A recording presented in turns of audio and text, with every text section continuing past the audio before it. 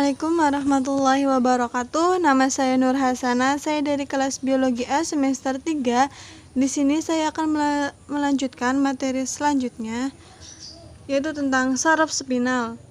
Saraf spinal berjumlah 31 pasang dan merupakan percabangan dari sumsum tulang belakang dan campuran saraf sensorik dan motorik.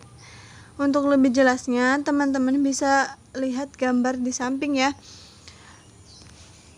Saraf ini terdiri dari saraf leher atau 8 pasang, saraf punggung 12 pasang, saraf pinggang 5 pasang, saraf pinggul terdiri dari 5 pasang, dan saraf ekor terdiri dari 1 pasang. Kemudian, campuran saraf tersebut membentuk urat saraf atau plexus yang terdiri dari yang pertama, plexus cervicalis atau urat saraf leher. Yang kedua, plexus branchialis atau urat saraf lengan atas. Dan yang terakhir, plexus lumbosacralis atau urat saraf punggung dan pinggang. Menurut sifatnya, saraf kranial terdiri dari yang pertama, saraf sensorik, yaitu terdapat di nomor 1, yang ini. Kemudian nomor 2 dan nomor 8. Kemudian saraf motorik terdiri dari nomor 3, nomor 4, nomor 6, nomor 11, dan 12. Kemudian saraf gabungan terdiri dari nomor 5, nomor 7, nomor 9, dan nomor 10. Berdasarkan fungsinya, sistem saraf tepi terdiri dari saraf somatik atau saraf sadar dan saraf otonom.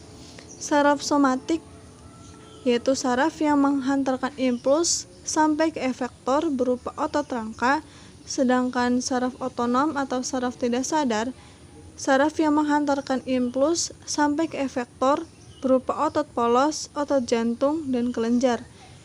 Sifat kerja saraf otonom terdiri dari saraf simpatik dan saraf parasimpatik yang bersifat antagonis.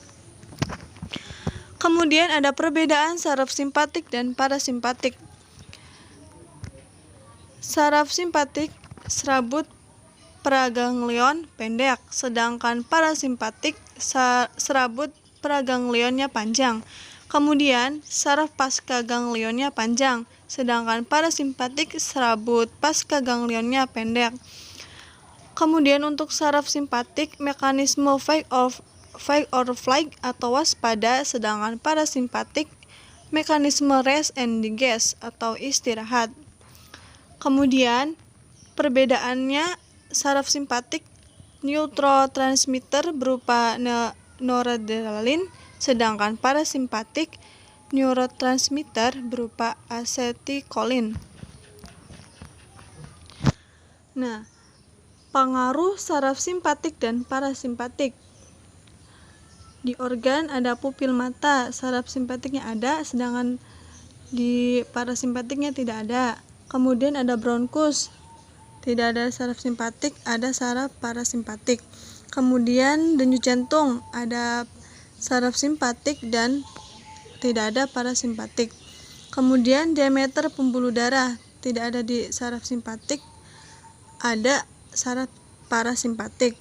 Kemudian tekanan darah, ada saraf simpatik dan tidak ada parasimpatik.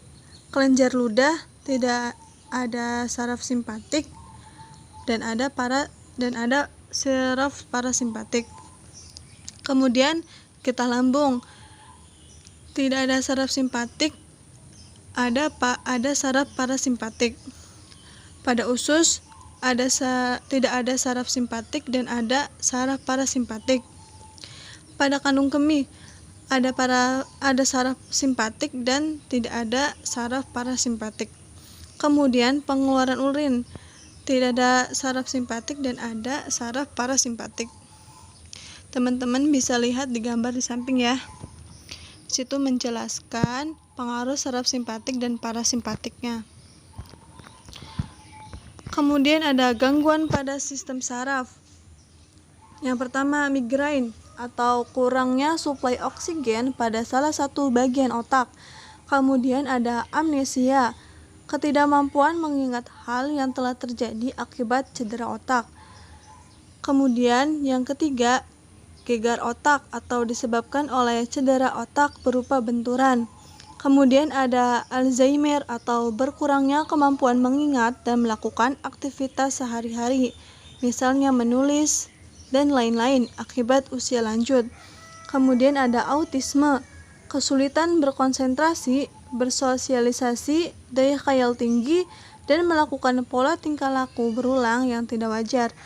Autisme diakibatkan gen, obat-obatan, dan ketidakseimbangan neurotransmitter di otak. Kemudian ada skizofrenia, ketidakseimbangan neurotransmitter dopamin di otak yang menyebabkan gangguan kejiwaan dan respon emosional yang tinggi. Kemudian ada meningitis atau radang selaput pelindung sistem saraf pusat.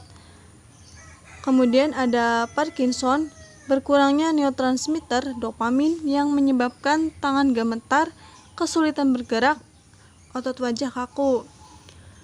Kemudian ada epilepsi atau AYAN, tidak dapatnya sistem saraf merespon rangsangan atau efektor disebabkan oleh kerusakan otak karena munculnya jaringan parut otak sewaktu kelahiran, tumor, infeksi, kelainan metabolisme, dan kecelakaan. Selanjutnya ada neurastenia atau lemah saraf akibat gen atau keracunan. Kemudian ada hidrosefalus, kelebihan cairan cerebrospinal di otak yang menyebabkan perbesaran kepala. Kemudian ada stroke atau kerusakan otak akibat tersumbat atau pecahnya pembuluh darah otak dapat menyebabkan bagian tubuh lumpuh sebagian atau seluruhnya.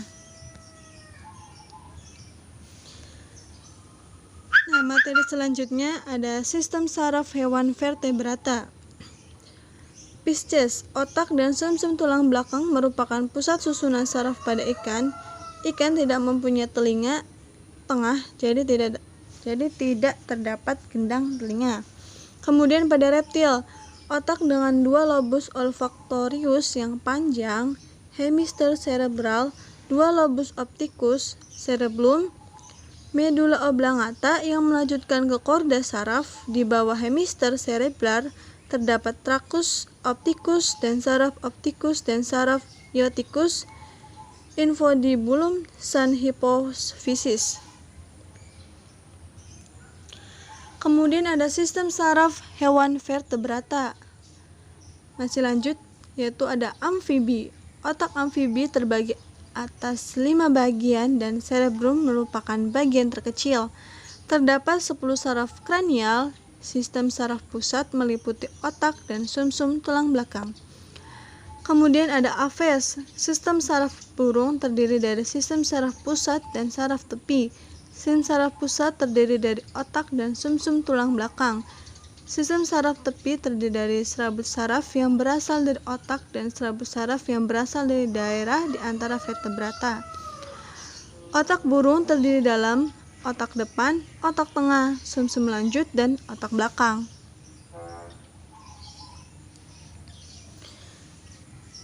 Kemudian ada mamalia, sebuah bagian terhadap otak hewan mamalia terdiri dari otak tengah, otak depan, dan otak belakang yang dapat berkembang secara baik.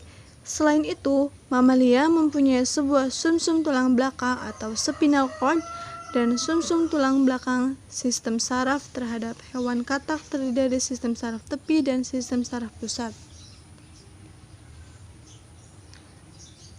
Terima kasih. Cukup sekian pemaparan materi dari kelompok 8. Kurang lebihnya mohon maaf. Wassalamualaikum warahmatullahi wabarakatuh.